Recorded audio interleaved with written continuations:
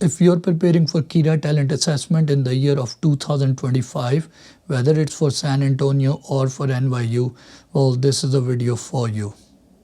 If you don't know who I am,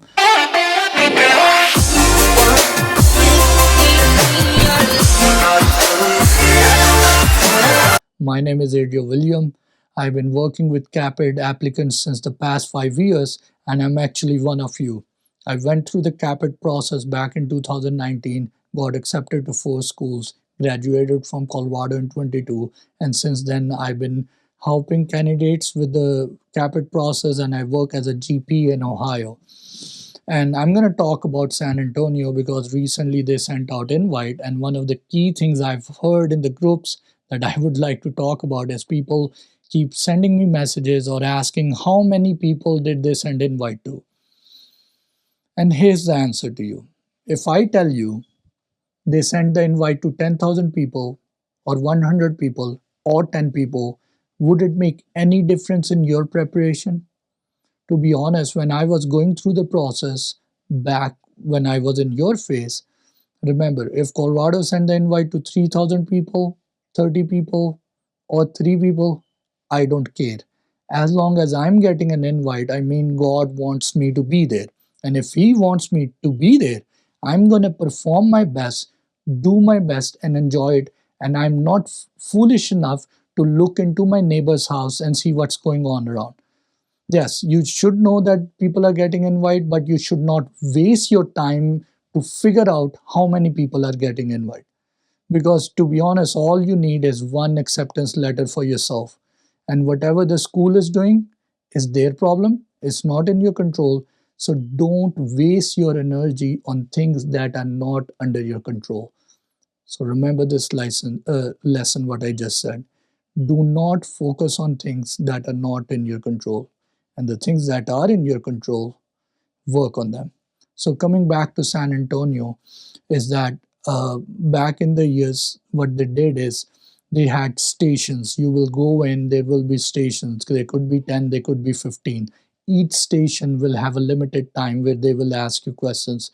These questions can vary. They can be written down on a table, which can say, tell me about a strength in your personality. It might ask you questions on leadership.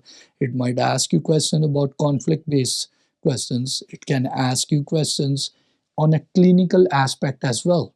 So there might be a radiograph, there might be a clinical thing, and they might ask you questions on how would you treat this, or it might be an RPD. It can be a Kennedy classification. So what they did was there was a mixture of things that they did.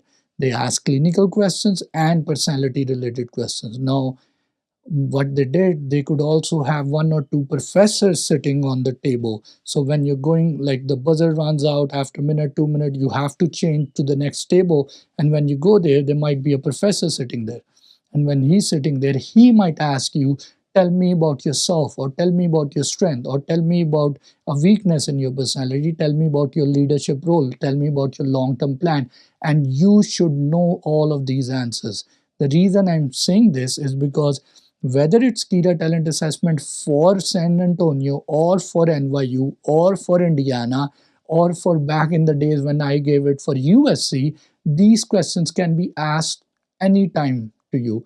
I remember one of the key thing, I'll tell you, one question that is everywhere asked in all of these MMIs is a question on leadership. They just love to ask you, tell us about a role in teamwork, or tell us about a time when you worked in leadership role.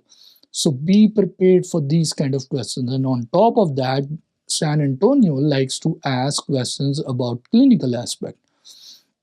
So you should be prepared about these. And what I'm going to do in the description, I'm going to put a playlist of ethical scenarios. So you see my video underneath on YouTube, there's a description part. In the description, you will go and there's a ethical scenario playlist where you can watch a lot more of ethical scenarios, which are also conflict based questions as well. So you should know about them and you can prepare from them as well.